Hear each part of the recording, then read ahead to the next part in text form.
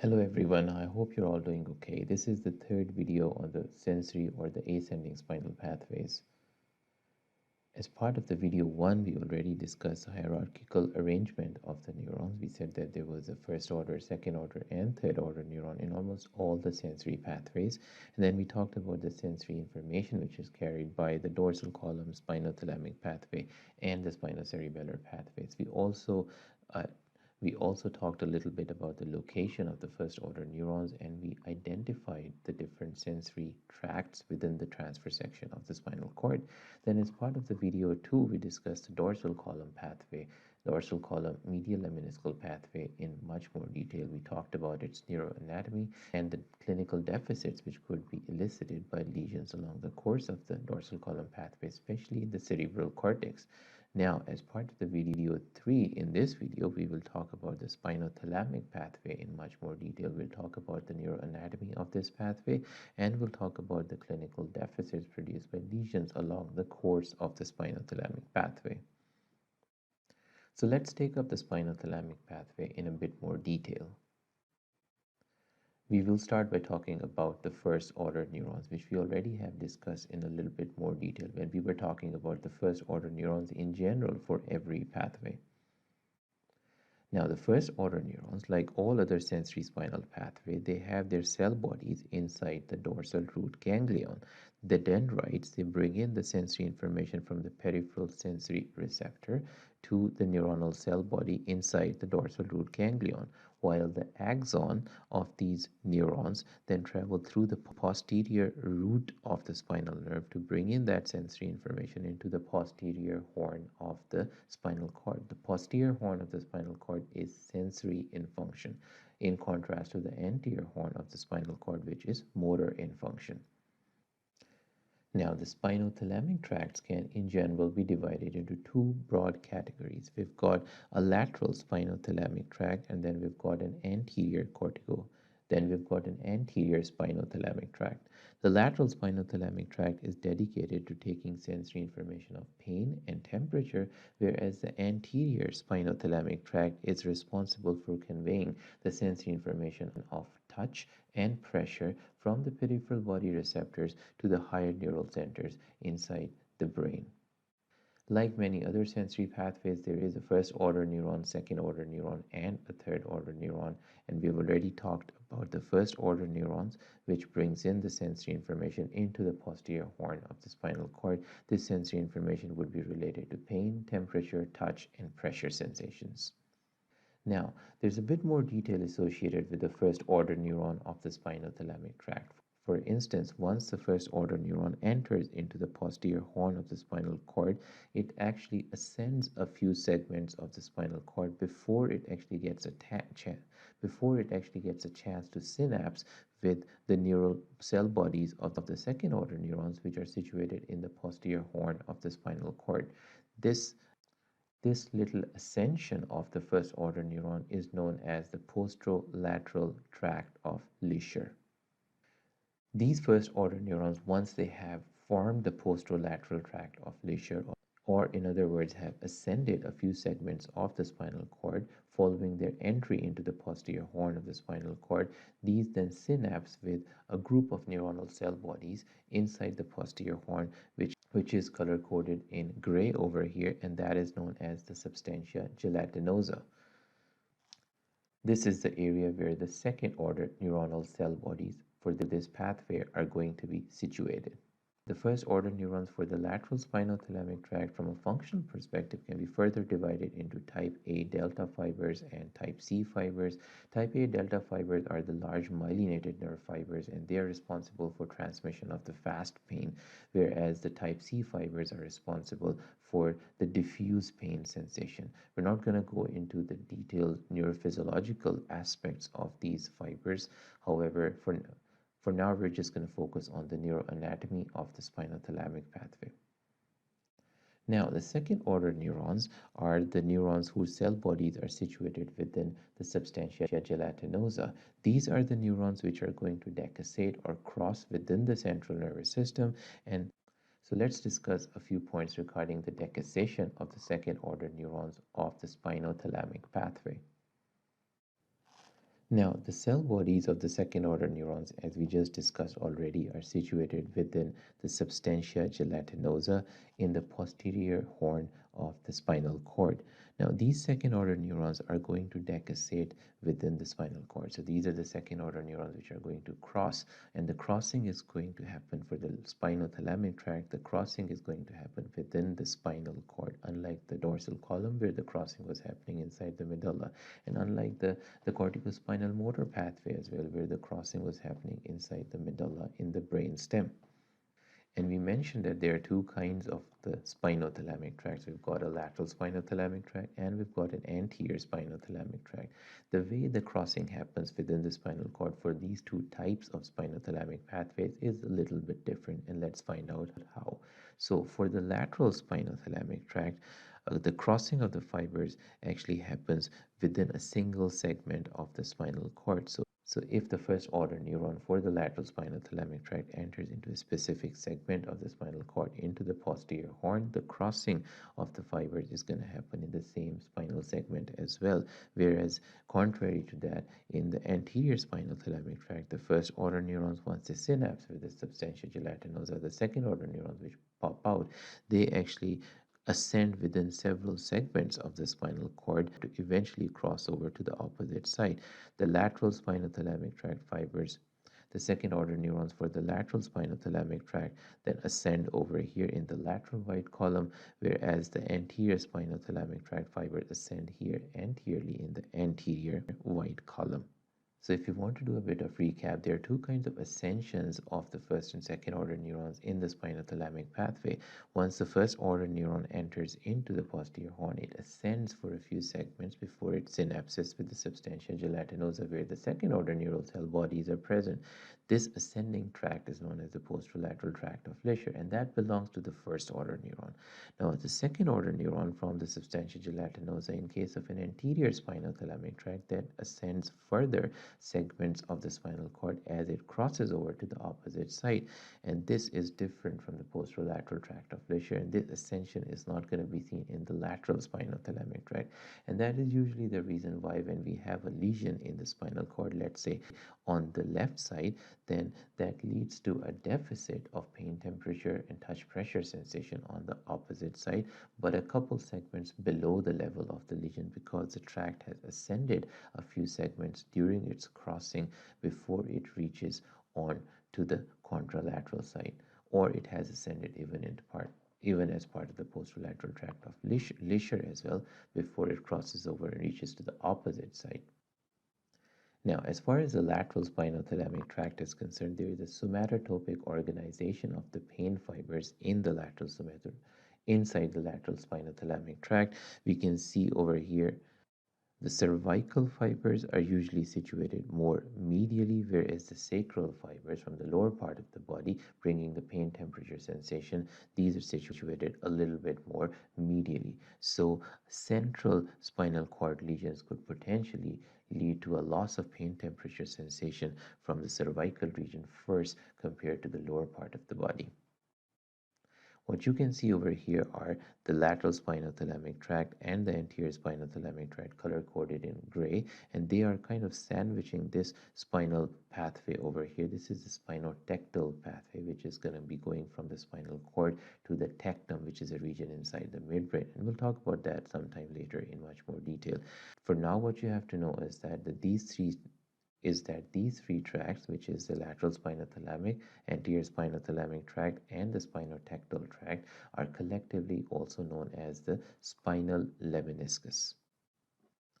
Next comes the medulla oblongata, which is the lowermost part of the brain stem.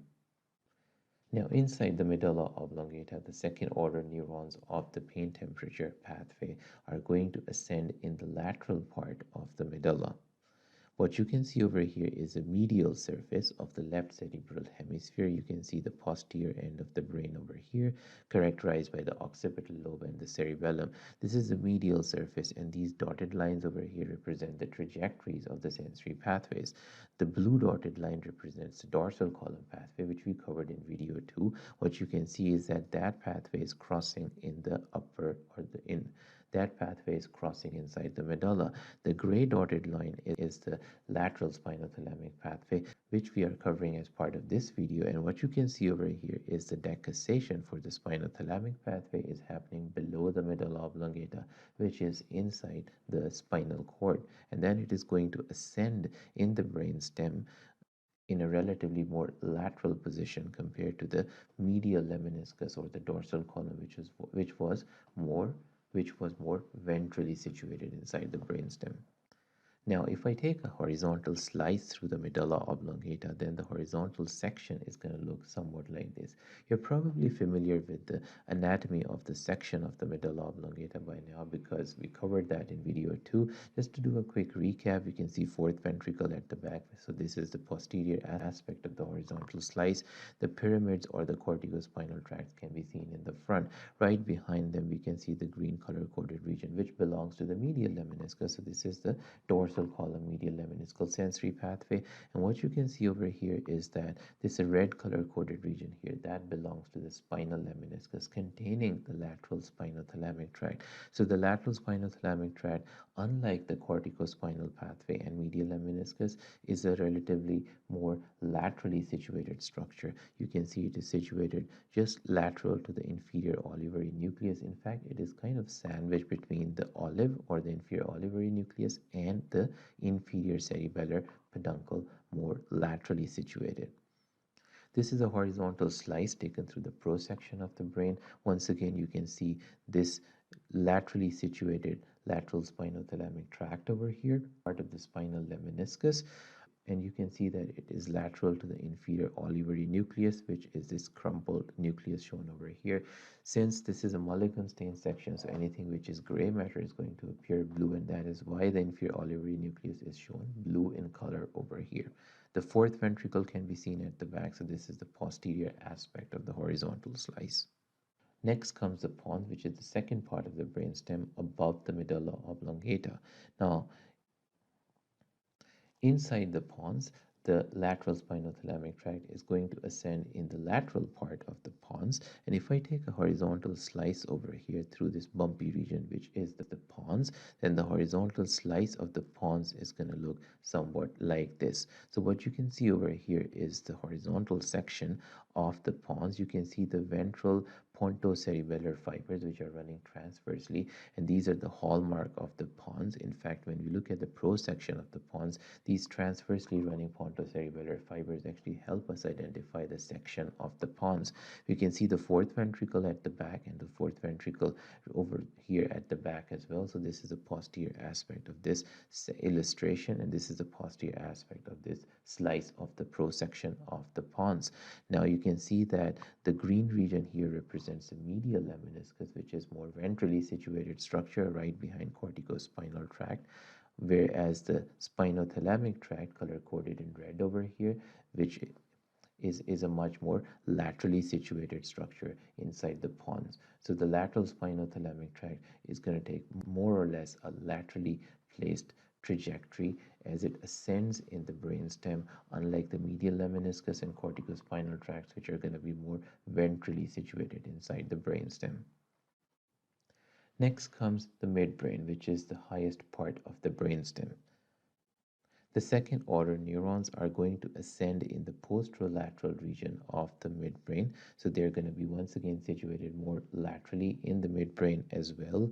And you can see over here in the horizontal, and you can see over here in the medial surface of the cerebral hemisphere, we've got the midbrain region right over here situated on top of the bumpy region, which is the pons. If I take a horizontal slice over here through the midbrain, then the horizontal slice of the midbrain is going to look somewhat like this.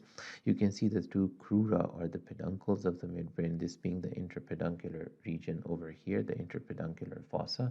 This is the anterior aspect of the horizontal slice, and the posterior aspect is right over here, characterized by this region, which is known as the tectum, and we'll talk about the details of the horizontal slices of the brainstem in some subsequent videos as well. What you can see over here is that this green region represents the medial lemniscus, which is the posterior column pathway, and right behind it you can see the spinal lemniscus, which is the composite of lateral and anterior spinothalamic tracts and the spinotectal tract. So therefore our lateral spinothalamic tract is much more laterally situated structure inside the midbrain. You can see the pro-section of the midbrain here as well, a section which has been taken through the midbrain, and you can see the substantia nigra here. You can see the cerebral aqueduct, this little hole over here, which is part of the ventricular system of the brain, and in between the cerebral aqueduct and substantia nigra, this region of the midbrain is known as the tegmentum. The lateral spinothalamic tract is situated in the lateral part of the midbrain in this region known as the tegmentum, and you can see that it is laterally placed compared to the green color coded region, which is the medial lemniscus. Now, the second order neurons, as they ascend through the brainstem from the midbrain, they are going to eventually project onto the thalamus, which is the sensory relay station for sensory information coming from all different sensory pathways, and the pain temperature pathway is going to be no exception. The second order neurons ascending in the lateral medulla, pons, and the midbrain, they are going to synapse with the third order neuronal cell bodies inside the thalamus in a nucleus which is known as a VPL, the ventral posterior lateral nucleus. We already discussed about these nuclei when we were talking about the dorsal column pathway, and we said that all the sensory pathways from the body are going to be bringing in the sensory information to the VPL nucleus of the thalamus. This is different from the VPM nucleus, which is going to receive the sensory information from the face region. So the sensory information from the face and the body gets actually segregated inside the thalamus. Now, if I take a horizontal slice through the thalamus over here, then the horizontal slice at this thalamic region is going to look somewhat like this. Here, see, thalamus is a much more medially situated structure, so this would be the medial view of the horizontal slice, whereas the lentiform nuclei, which are part of the basal nuclear system, they are much more laterally situated structures. And so this is the lateral aspect of the horizontal slice. Together, they are sandwiching the internal capsule right in between them. The white matter tracts of internal capsule can be divided into a posterior and an anterior limb with an angle called the genu over here. And we'll talk about this section in much more detail in some subsequent videos. The second order neurons, they synapse with the cell bodies inside the thalamus in a nucleus which is known as the VPL nucleus, as we already mentioned. And the VPL nucleus basically contains the cell bodies of the third order neurons, and from here the third order neurons are going to then project onto the cerebral cortex as the thalamocortical projections. This is once again a horizontal slice taken through a prosection of the brain, and you can see the thalamus on the medial side here, this being the internal capsule, and lateral to it we can see this cone-shaped nucleus, which is the lentiform nucleus that is part of the basal nuclear system. This is once again a Mulligan stain section, so anything which is gray matter is going to appear blue in color. Lastly, the information is then relayed to the cerebral cortex. Now, what you're looking over here is a medial view of the left cerebral hemisphere, and here you're looking at the supralateral surface of the left cerebral hemisphere. See the cerebellum at the back, which kind of tells you that this is the posterior end of the brain over here. This is the lateral sulcus over here, separating the frontal and the parietal lobes at the top from the temporal lobe down below. Now, what you can see over here are three parallel sulci. This sulcus over here in the middle is known as the central sulcus. Right anterior and parallel to it, we've got the precentral sulcus, and right posterior and parallel to it on the supralateral surface, we can see the postcentral sulcus. In between the central sulcus and the postcentral sulcus, this gyrus is known as the postcentral gyrus, which has been color coded in gray. This is the Broca's area 312, and this is the primary sensory cortex. the primary sensory cortex extends a little bit onto the medial surface as well in a region which is known as the paracentral lobule.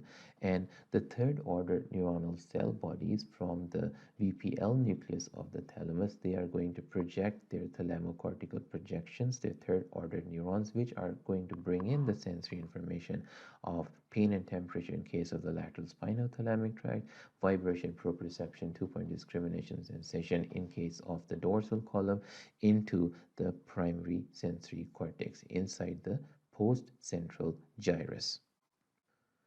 Now that we know about the primary sensory cortex or the post-central gyrus, I think it would be a good idea to understand the sequential arrangement of the body parts on the primary sensory cortex. This sequential arrangement of the body parts is known as the sensory homunculus. So if you look at this illustration over here, see we're looking at the superior surface of the cerebral cortex. This is the left cerebral hemisphere. We can see the central sulcus here and the post-central sulcus right parallel and posterior to it. In between them, this blue color-coded region represents the post-central gyrus. If I take a coronal or a side-to-side slice through the post-central gyrus, and the coronal section can be seen over here. See, this is the medial surface of cerebral hemisphere. This is the superolateral surface where the lateral sulcus is separating the parietal lobe at the top from the temporal lobe down below. And see, the body parts are actually represented in a kind of sequential in a sequential fashion on the surface of the cerebral cortex. Our legs are represented on the medial surface, whereas our upper limb and the trunk and the head and neck area are represented on the superolateral surface of the cerebral cortex.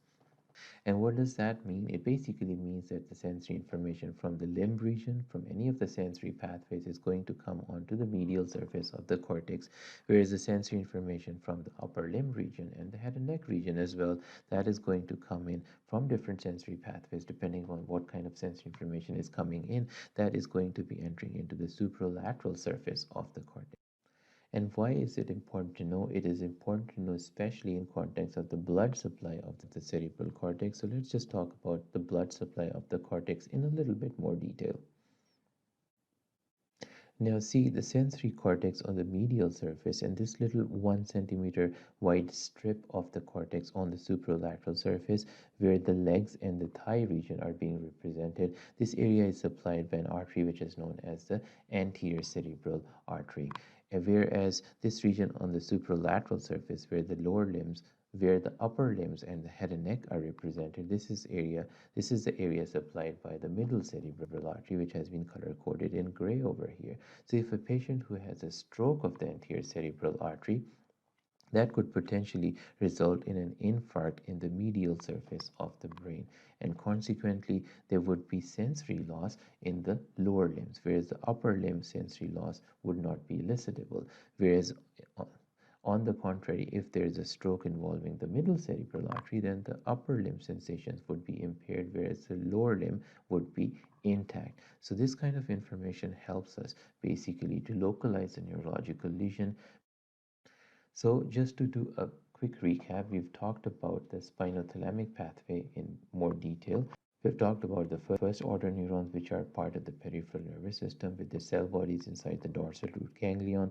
Then we talked about their ascension as the posterolateral tract of leisure. The second order neuronal cell bodies were situated for the spinothalamic pathway inside the substantia gelatinosa. These second order neurons were crossing inside the spinal cord, unlike the dorsal column where the crossing was happening inside the medulla oblongata. These second order neurons then ascend in the lateral part of the brainstem and eventually relay the pain and temperature information in case of lateral spinothalamic tract and the touch and pressure sensation in case of the anterior spinothalamic tract to the VPL nucleus of the thalamus, which is the nucleus of the thalamus that receives sensory information from all the sensory pathways which are bringing in the sensory information from the body, not from the head and neck area, because the sensory information from the face is actually carried to the VPM nucleus of the thalamus. Now, from the VPL nucleus, the third order neurons are going to project as thalamocortical projections, taking that pain temperature sensation to the primary sensory cortex. So thank you very much for listening. I hope you benefited from this video. If yes, then please do like the video and don't forget to subscribe the channel. In the next video on the sensory ascending pathways, we'll discuss a clinical scenario and we'll use the basic neuroanatomical information which we have learned so far to help us localize a neurological lesion as part of a clinical scenario. So see you next time. Bye for now.